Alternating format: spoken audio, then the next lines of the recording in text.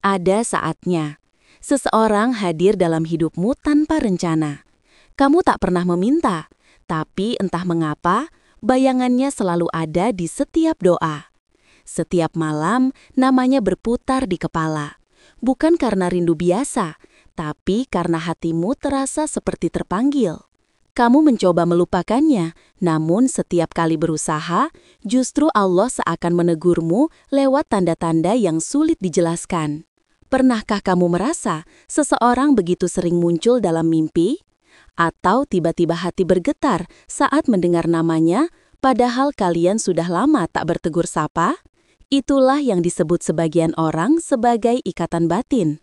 Namun dalam pandangan Islam, itu bisa jadi pertanda bahwa Allah sedang menautkan hati dua insan dalam takdir yang belum tersingkap. Tak semua pertemuan harus terjadi di dunia nyata.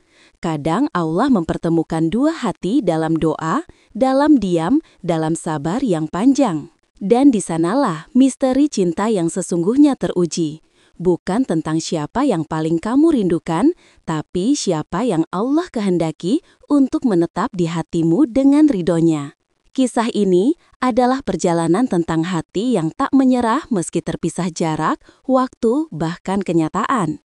Sebuah kisah yang mengajarkan bahwa jika Allah sudah menulis namanya di takdirmu, maka sejauh apapun, selemah apapun usahamu, pada akhirnya kalian tetap akan dipertemukan, bukan karena keinginan, tapi karena izin Tuhan.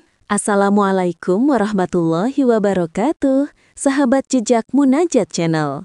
Alhamdulillah, kita dipertemukan lagi dalam kisah penuh makna dan pelajaran hati. Sebelum kita lanjut ke kisahnya, tulislah di kolom komentar dari kota mana Anda sedang menonton video ini. Karena dari manapun Anda berada, semoga Allah senantiasa menjaga hati kita agar tetap lembut, penuh iman, dan selalu siap menerima takdir terbaiknya. Sahabat Munajat, banyak orang yang bertanya, mengapa aku sulit melupakan seseorang bahkan ketika aku sudah berusaha menjauh? Mengapa doa itu selalu membawa nama yang sama, meski aku tahu dia mungkin tak pernah memikirkan aku lagi? Pertanyaan itu sering muncul dari hati yang tulus, hati yang sedang diuji oleh rasa yang suci, namun belum menemukan kepastian.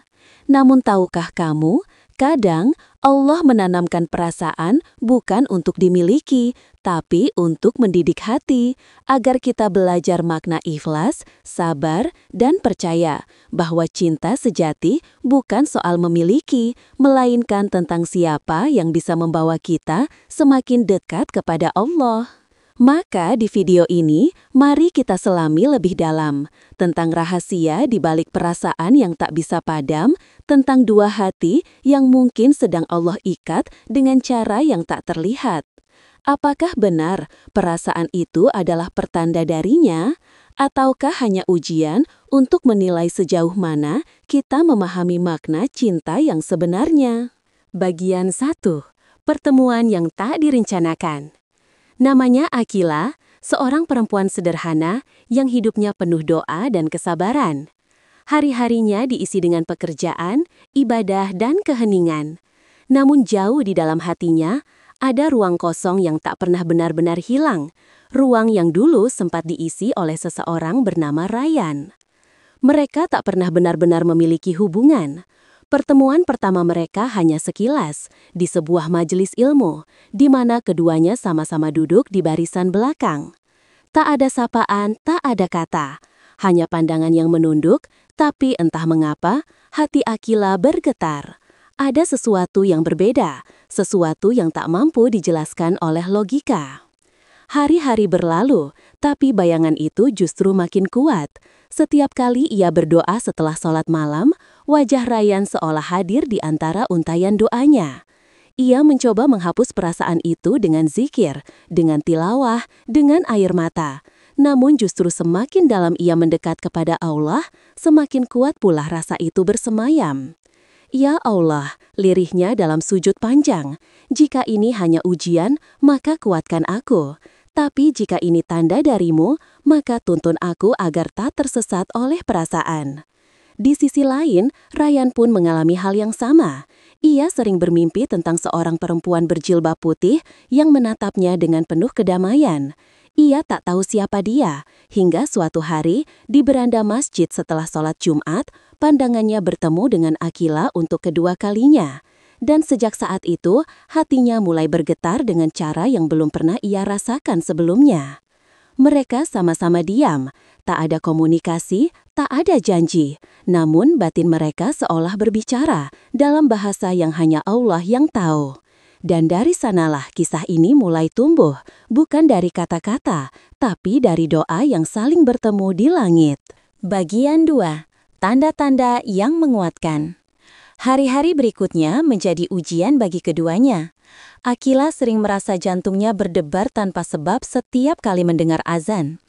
Entah mengapa, setiap kali ia berdoa di waktu yang sama, Ryan pun merasa hatinya gelisah seolah ada panggilan yang tak terdengar oleh telinga, tapi jelas dirasa. Ada saat di mana keduanya membaca ayat yang sama di waktu yang sama meski di tempat berbeda. Malam itu, keduanya membuka mushaf dan membaca surat Ar-Rod ayat 28. Ala bidzikrillahi tatmainnul qulub. Ingatlah, hanya dengan mengingat Allah, hati menjadi tentram. Akila menangis saat membaca ayat itu. Ia merasa seolah Allah sedang menenangkan hatinya, bahwa rasa yang ia miliki bukan sekadar cinta, tapi jalan untuk lebih mengenal Tuhannya.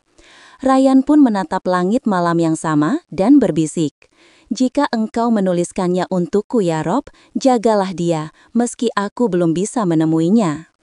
Hari berganti minggu, minggu berganti bulan.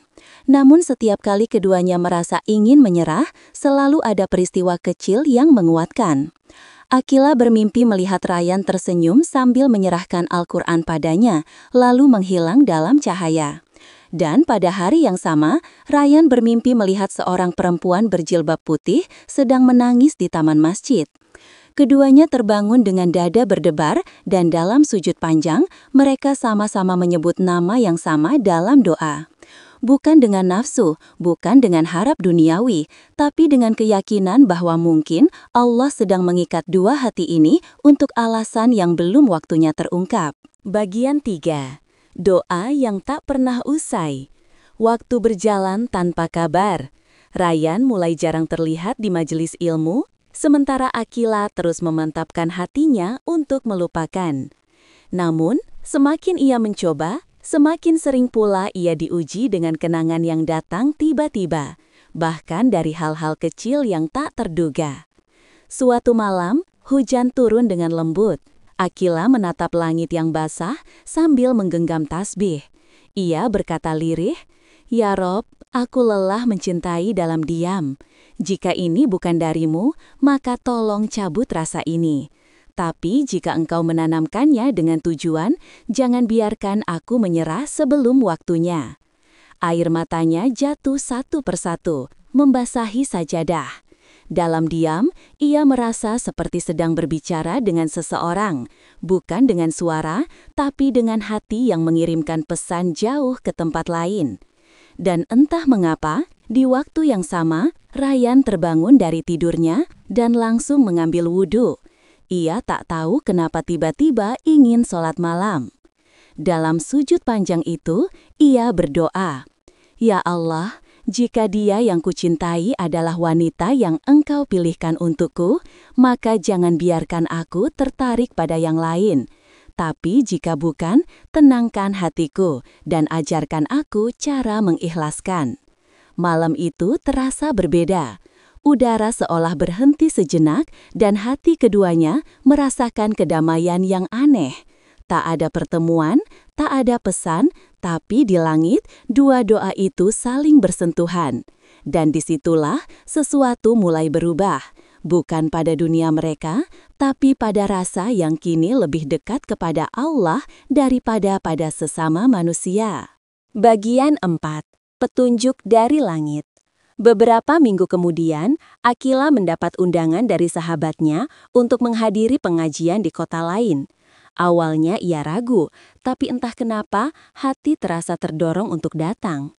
Ia tak tahu bahwa di tempat yang sama, Ryan juga diundang menjadi pembicara tamu menggantikan ustadz yang berhalangan hadir.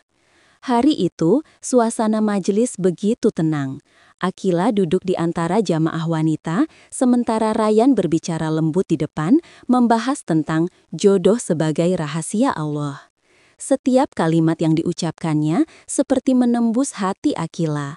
Kadang, Allah menunda pertemuan bukan karena tak ingin kita bahagia, ucap Ryan, tetapi karena dia sedang mempersiapkan hati agar layak menerima takdir terbaik. Air mata Akila menetes pelan. Ia menunduk, tak berani menatap ke depan. Namun di hatinya, ia tahu inilah jawaban dari doanya selama ini. Bukan karena ia ingin bersama Ryan, tapi karena Allah baru saja menunjukkan bahwa perasaan itu bukan kesalahan. Di akhir acara, mereka tak saling menyapa, tapi saat Akila keluar dari masjid, hujan turun pelan dan angin berhembus membawa sehelai daun jatuh di dekat kakinya. Pada daun itu ada tulisan kecil, bagian dari pamflet pengajian yang terlepas, bertuliskan, "Apa yang ditulis Allah pasti menemukan jalannya." Akila memungutnya sambil tersenyum haru. Sementara di tempat lain, Ryan berdiri di bawah langit yang sama, menatap ke arah yang sama, dan berbisik, "Jika ini caraku mengenalnya, maka cukuplah Engkau, ya Allah, yang tahu isi hatiku." Bagian 5. Ujian cinta yang menguatkan. Hari-hari setelah pengajian itu terasa hening namun menenangkan. Akila mulai belajar menerima bahwa mungkin kebahagiaan sejati bukan selalu tentang memiliki seseorang, tetapi tentang memahami makna kehadirannya dalam takdir kita. Namun ujian tak berhenti di sana. Beberapa minggu kemudian, Akila mendengar kabar bahwa Ryan akan segera menikah. Berita itu datang dari teman lamanya yang juga hadir dalam majelis ilmu yang sama. Sejenak dunia Akila terasa runtuh. Air matanya jatuh tanpa bisa ia tahan, tapi anehnya tidak ada rasa kecewa yang mendalam, hanya sebuah kedamaian yang pelan-pelan menyelimuti. "Ya Allah," bisiknya, "ternyata Engkau tidak memberikannya untukku, tapi Engkau mengirimnya agar aku belajar cara mencintai tanpa memiliki." Malam itu, Akila mengambil wudhu dan duduk lama di atas sajadah. Ia memandangi Al-Quran di hadapannya, membuka secara acak, dan matanya jatuh pada ayat dalam surah Al-Baqarah ayat 216. "Boleh jadi kamu membenci sesuatu padahal ia baik bagimu, dan boleh jadi kamu menyukai sesuatu padahal ia buruk bagimu. Allah mengetahui sedangkan kamu tidak mengetahui." Air matanya semakin deras, namun hatinya justru terasa ringan. Ia mulai memahami bahwa mungkin cinta yang Allah tanamkan bukan untuk disatukan di dunia, tapi untuk menguatkan hati agar tak berpaling darinya. Sementara di sisi lain, Ryan pun sedang diuji dengan hal yang sama. Pernikahan yang ia rencanakan ternyata dibatalkan, bukan karena keburukan, tapi karena takdir Allah yang lebih tahu kapan dan dengan siapa hati harus dipersatukan. Di tengah kegelisahan itu, Ryan teringat wajah perempuan berjilbab putih yang dulu pernah hadir dalam doanya, Akila. Hatinya bergetar, tapi kali ini bukan karena cinta duniawi, melainkan karena ia sadar Allah sedang menulis sesuatu yang belum selesai. Bagian 6. Takdir yang terungkap. Beberapa bulan berlalu. Akila kini jauh lebih tenang. Ia fokus pada ibadah, pekerjaannya, dan pengabdian kepada orang tua. Hatinya benar-benar ikhlas hingga suatu hari Allah mempertemukannya lagi dengan Ryan, bukan secara sengaja, melainkan dalam sebuah acara kemanusiaan di pesantren yatim. Pertemuan itu sederhana, tapi penuh makna. Ryan menatap Akila dengan senyum lembut, kali ini tanpa getar berlebihan, tanpa rasa gugup, hanya ketenangan yang menandakan hati telah siap menerima takdirnya. Mereka berbincang singkat tentang kegiatan sosial dan berbagi cerita tentang bagaimana Allah telah menuntun mereka lewat ujian yang sama. "Subhanallah," ucap Ryan pelan. "Aku baru sadar, terkadang Allah menjauhkan kita bukan untuk memisahkan, tapi agar kita bertemu di waktu yang paling tepat." Akila tersenyum, menunduk penuh adab. Ia menjawab dengan lembut, dan waktu yang tepat itu selalu datang setelah kita belajar ikhlas. Beberapa minggu setelah itu, keluarga Ryan datang bersilaturahmi ke rumah Akila. Bukan dalam suasana kebetulan, tapi dengan niat baik yang telah disetujui oleh kedua orang tua. Tanpa drama, tanpa penantian sia-sia, dua hati yang pernah diuji oleh jarak dan waktu kini disatukan dalam ridho Allah. Di malam menjelang akad, Akila menatap langit yang dulu pernah ia tangisi. Ia tersenyum sambil berbisik, "Ya Rob, ternyata engkau tidak pernah menolak doaku. Engkau hanya menundanya agar aku belajar mencintai dengan caramu." Ryan di sisi lain bersujud syukur dalam keheningan. Ia tahu cinta sejati bukan yang datang cepat, tapi yang tetap bertahan meski lama menunggu karena Allah yang menuliskannya. Sahabat jejak munajat yang dirahmati Allah. Setiap perasaan yang datang ke hati kita, tak ada yang benar-benar kebetulan. Cinta, rindu, dan kehilangan, semuanya adalah bagian dari skenario ilahi untuk mendidik jiwa agar semakin dekat kepada Sang Pencipta. Kisah Akila dan Ryan mengajarkan kita bahwa ketika Allah menanamkan rasa di hati, itu bukan sekadar untuk dimiliki, tapi untuk diuji. Ada cinta yang datang agar kita belajar menunggu. Ada cinta yang hilang agar kita belajar ikhlas. Dan ada cinta yang kembali agar kita tahu bahwa takdir Allah selalu sempurna pada waktunya. Kadang, kita terlalu sibuk mencari siapa yang akan menemani hidup kita, padahal Allah sedang mempersiapkan hati agar layak dicintai dengan cara yang diridhoinya. Tidak semua yang kamu rindukan akan jadi milikmu, tapi percayalah, yang Allah pilihkan pasti menenangkanmu. Karena cinta sejati bukan tentang memiliki seseorang, tapi tentang menjaga hati agar tetap bersih saat menunggu seseorang yang Allah tulis di Lauhul Mahfuz untukmu. Maka, jika hari ini kamu masih memikirkan seseorang yang sulit kamu lupakan, jangan terburu-buru menyebutnya jodoh. Bisa jadi, dia hanyalah jalan agar kamu menemukan Tuhanmu. Namun, jika dia benar takdirmu, maka sejauh apapun kamu berpaling, Allah akan mempertemukan kalian dalam cara yang paling indah. Sahabat jejak munajat, semoga kisah ini menjadi pengingat bagi kita semua, bahwa takdir tidak pernah salah, hanya waktunya yang kadang belum tiba.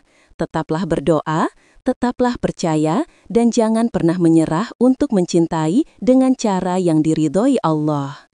Terima kasih telah menonton kisah penuh makna ini. Jangan lupa tulis di kolom komentar dari kota mana kamu menonton, agar kita bisa saling mendoakan dalam kebaikan. Dan jika kisah ini menyentuh hatimu, dukung terus channel ini dengan cara like, subscribe, dan aktifkan lonceng notifikasi agar kamu tidak ketinggalan kisah inspiratif berikutnya. Sampai jumpa di video berikutnya, sahabat jejak munajat channel. Semoga hatimu selalu dalam lindungan Allah dan cintamu selalu berjalan di bawah ridhonya. Wassalamualaikum warahmatullahi wabarakatuh.